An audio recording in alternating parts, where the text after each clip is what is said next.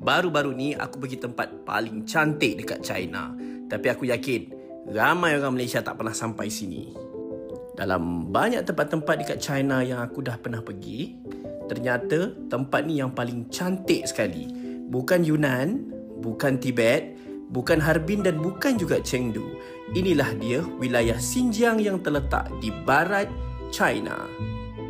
Xinjiang merupakan sebuah wilayah autonomi bangsa Uighur dan juga merupakan wilayah terbesar di China.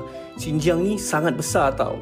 Dia bersempadan dengan Mongolia, Kazakhstan, Kyrgyzstan, Pakistan dan Tajikistan. 60% penduduk Xinjiang ialah daripada etnik Muslim Uighur dan Kazakh. Jadi kat sini memang senang nak dapatkan makanan halal. Disebabkan Xinjiang ni sangat besar dan orang Malaysia tak boleh memandu kat sini, cara paling mudah untuk travel di sini ialah hire je travel agent. Korang boleh ikut je trip Jeju Muslim Travel dengan harga serendah RM8,600 selama 11 hari 10 malam.